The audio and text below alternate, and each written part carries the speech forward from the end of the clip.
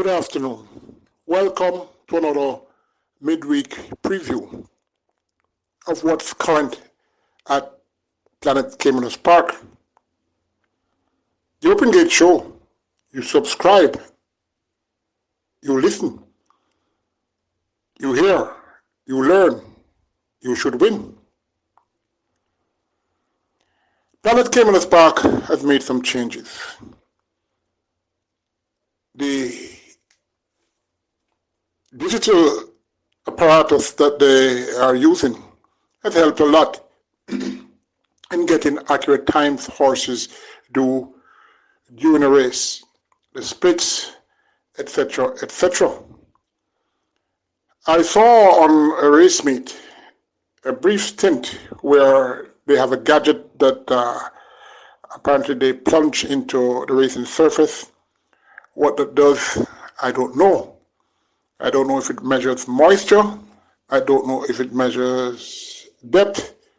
I don't know what it does. Well, we don't know. Very interesting implementations. But I will always spearhead the main implementation that we need is a purse increase. The money is there. It can be had. Purse increase will attract owners who will buy young horses, especially from the United States or Canada, and have them raised in Jamaica. When it is penciled out, it makes no sense financially. The appearance fee of $800 really goes a begging. $800 can't even buy a bale of hay. It's really strange what our local trainers have to go through. I'm not talking to Jason Acosta and the Ian Passards and Anthony Nunes and Ryan Darby, Stephen Todd there, about those guys who are winning and placing in races regular. So that every week they have a check, or well, I should say checks galore coming in to keep their finances at the table buoyant. And it seems there won't be a purse increase for now because we accept what is happening. And the projections that SVREL are making overwhelm the real necessity of helping our horsemen. The Jamaica Thoroughbred Horseman Foundation, a group spearheaded by Charmin Davis, Sean Bridgman, George Osang, Emilio Rodriguez, Winston Griffiths, Charles Huffey. They came and they showed what they can do, and as well as their intentions. And pretty soon, later in the month, we will see much more from this valid group for our horsemen on a whole.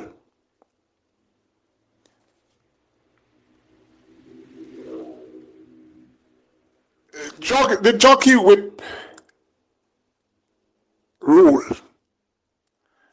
I know that Frankie Dettori, John Velasquez, Erod Ortiz, and all the top guys, they had a lot of complaints concerning same. Now, this whip rule simulates a traffic ticket for speeding. There are so many areas right across Jamaica where they have speed limits 50 miles per hour, 75, 80, etc. And it's obvious. Where if you're to drive 50 miles per hour in certain zones, you'll be crawling. And if it's on a busy day and everybody adhere to that rule, you'll have a huge traffic jam. The whip rule, in my opinion, it's going international. And, you know, I feel that there is some improvement in the riding of Kevin Foster, Ryan Lewis, Reddish Roman, and especially Robert Halliday. Horse riding, hands and heels, those are the two primary part of race riding. Whipping a horse is okay, but it all depends on how that horse is whipped. George Sang, Winston Griffiths, Charles Hosey, Winston Griffiths surely, and others used the whip in a manner whereby it showcased that whipping a horse doesn't let him go that faster. Well, some need a reminder. But why do a horse need a reminder, say 25 lashes up the straight, instead of say 6 or 8 or 10? Anyway, that's just my opinion, and I don't know what will come when whatever readjustment is being made according to that rule. More than likely, they're going to adjust the fines. But whatever, rules are rules. The incident with jockey Jerome Innes, I have nothing to say except that he did what he did. If it was really his intentions or not. He got 25 race days. And, some are saying it's too much, some are saying it's far too less. You will always have people saying this and people saying that.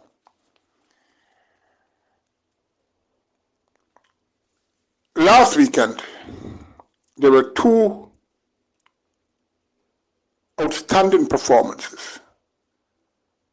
And I should congratulate the trainer and the groom of the horse Easy as ABC, a horse that is a far, far different horse than when that horse just came here. Really put on a lot of weight, really looked focused, and is surely super fit. And Easy as ABC will go on and continue to do well. The other performance was a horse, a filly, trio filly, trained by Stephen Todd. She's that girl. Really looked immaculate. And I hope that Stephen Todd will have this horse in good stead continuously, barring anything unforeseen happening. And I'm sure Stephen is very high on this horse. And I think this horse is a classic contender, especially in the fillies section. Congrats to Stephen Todd. He deserves this. The last race, race 9, on Saturday the 8th of June, that had another wave and Millennium Star going in what would call, well, there are sort of people saying it's an elite, some are saying this horse won. What is really remarkable, and this question is not asked, why there's only sometimes you have a reflection, the mirror,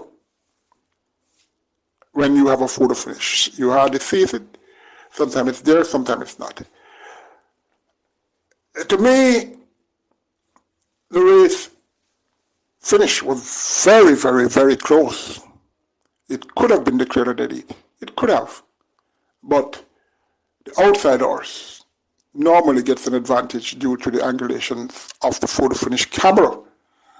It has gone, and it is what it is. Trainer Richard Azan his barn has gone cold as what the Eskimos are experiencing in the North Pole. Very good trainer, a man who buys good horse flesh. Unfortunately, he has no 3-year-old that is worth classic contending.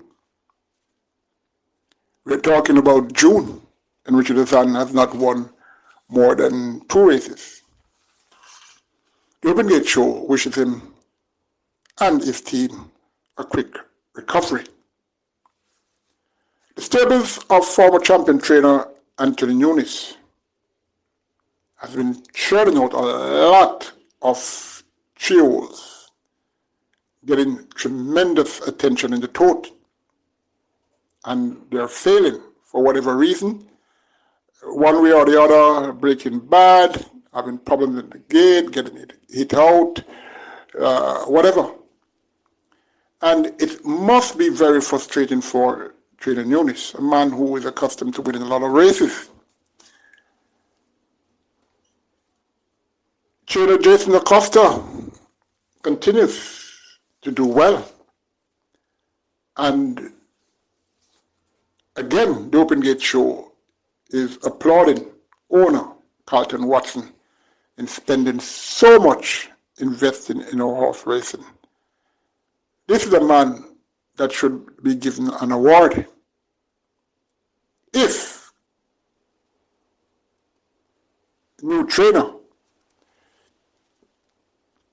Webby got an award for winning his first race, Carlton Watson should be given something special by the promoting company for having the confidence in buying horses and keep on buying them.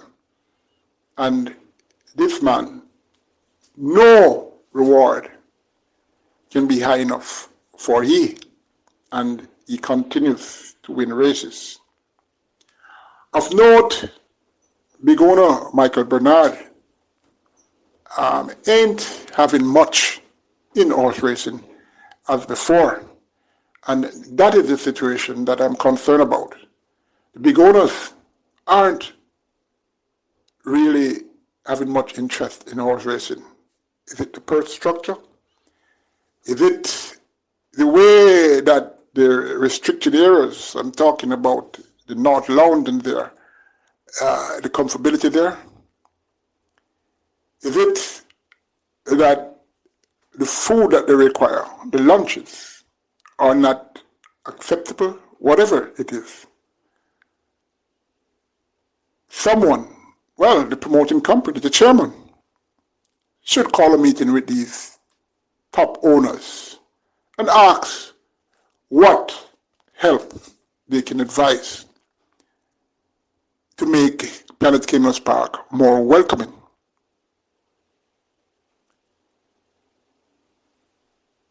Supreme Ventures Racing Entertainment Limited. Apparently they can't lower their arrogance and having a small group of people who are proactive and people who are, I don't want to say genius, but people who can make some advice. They can accept all, they can accept a small percentage, whatever, but they surely need some advice. Horse racing is not only for the tote board. Horse racing, well, I should say Jamaica. Horse racing is not only the Mute Mile. The Mute Mile, for example, with that huge purse, okay, it will attract Chad Brown, Todd Pletcher, Safi Joseph. All right, a big race meet on that day.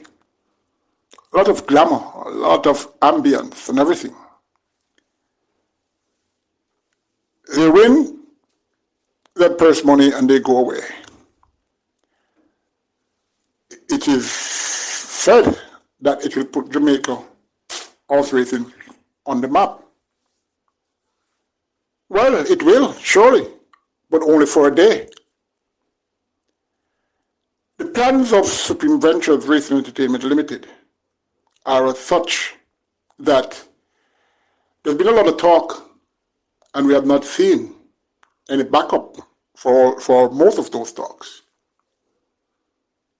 Will it happen? Well, let's see. Let's hope.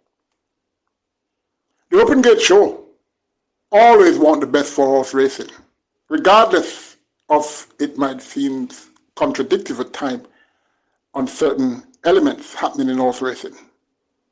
We all should try to make our beloved sport something that is growing. Mandatory pick 9 and pick 6s and this and that, and yes, it's great for the punters. Great. And it's a great income for the promoting company.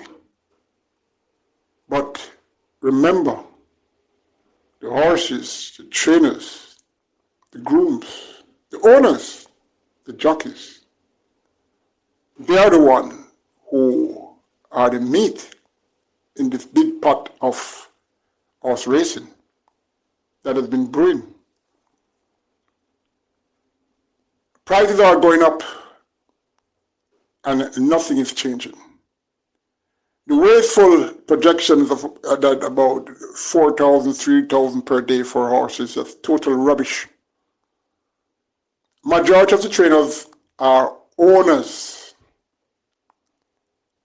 Majority of the trainers don't get a daily rate. They go into a deal and it only suits them when they win. Well, not really suits them because, winning a race, trainer's percentage is as such because the purse money is ridiculously small.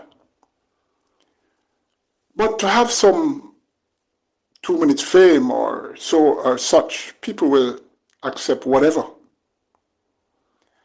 I hope, though, very soon, that all will be comfortable in our horse racing at Planet Caymanas Park. The Open Gate Show will always try to help its subscribers with information and a sure analysis of the races, of which the Open Gate Show can boast that it's the most accurate analysis that there has been since the time of the great Del Weller. Take care, join me, and let us try and help you on Friday when the Open Gate Show will be on YouTube. Subscribe and tell others to. Thank you. I'm Steve from New York. I subscribe to the Open Gate Show on YouTube. It has a lot of value for me and my friends.